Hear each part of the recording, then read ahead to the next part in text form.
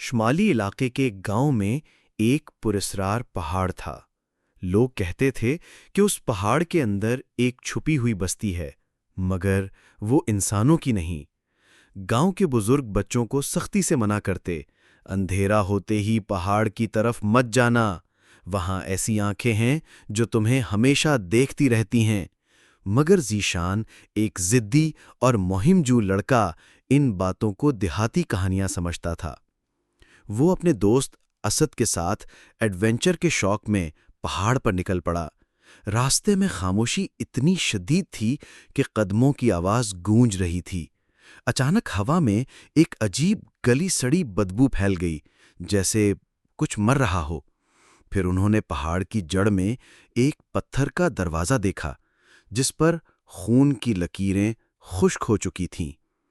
اس پر لکھا تھا، یہاں سے آگے انسان زندہ نہیں رہتا۔ ذیشان نے ہنستے ہوئے کہا، یہ سب ڈرامہ ہے، دیکھتے ہیں اندر کیا ہے۔ دروازہ کھلا تو ایک ٹھنڈی، مردہ سی ہوا نے ان کے جسم کو چھو لیا۔ اندر اندھیرا تھا، لیکن کسی نے آہستہ سے ہنسنے کی آواز نکالی۔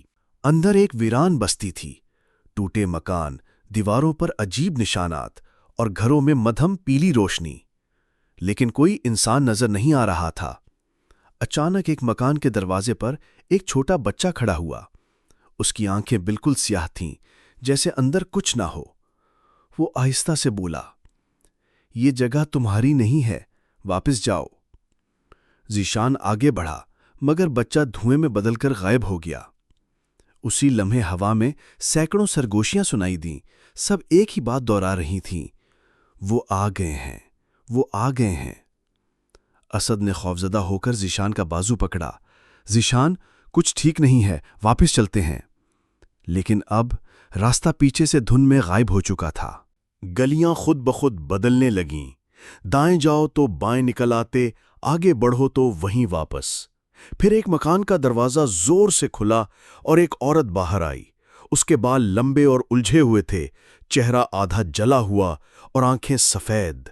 وہ زمین پر نہیں چل رہی تھی، بلکہ ہوا میں تیر رہی تھی۔ اس نے کان پھاڑ دینے والی آواز میں کہا، تمہیں کس نے بلایا؟ یہ بستی انسانوں کے لیے نہیں۔ اچانک تمام مکانوں کے دروازے کھل گئے، سینکڑوں سائے نکلے اور ان دونوں کو گھیرنے لگے۔ وہ سب مل کر چیخنے لگے، قربانی، قربانی، قربانی۔ ذیشان اور اسد کو ایک کھلے میدان میں گھسیٹا گیا۔ بیچ میں ایک بڑا پتھر رکھا تھا، جس پر خون تازہ بہہ رہا تھا۔ وہی عورت ان کے سامنے آ گئی اور بولی، یہ جناتی بستی ہے، اسے زندہ رکھنے کے لیے ہر آنے والے سے ایک کی قربانی لازم ہے۔ پتھر پر عجیب روشنی ابھرنے لگی۔ اسد کا نام لکھا ہوا ظاہر ہوا، اسد۔ اسد زمین پر گر کر چیخنے لگا، نہیں، مجھے چھوڑ دو، ہم غلطی سے آئے ہیں۔ لیکن زمین سے سائے نکلے اور اس کے جسم کو پتھر کی طرف گھسیٹنے لگے۔ اس کی چیخیں پورے پہاڑ میں گونجیں، مگر کوئی سننے والا نہیں تھا۔ ذیشان نے قرآن کی آیات پڑھنے کی کوشش کی، لیکن آواز گلے میں رک گئی۔ عورت نے سرد ہنسی کے ساتھ کہا، یہ تمہاری دنیا نہیں ہے، یہاں تمہارے الفاظ بیکار ہیں۔ اسد کی چیخیں اچانک بند ہو گئیں۔ وہ پتھر کے اندر کھینچا گیا اور اس کے جسم کی بجائے وہاں صرف خون کی ایک لکیر رہ گئی۔ سارے سائے خاموش ہو گئے۔ عورت نے ذیشان کو گھورتے ہوئے کہا، تم جا سکتے ہو، لیکن یاد رکھو، بستی تمہیں ہمیشہ یاد رکھے گی۔ اچانک ذیشان بے ہوش ہو کر گر گیا۔ جب آنکھ کھلی تو وہ پہاڑ کے نیچے گاؤں میں تھا۔ صبح ہو چکی تھی۔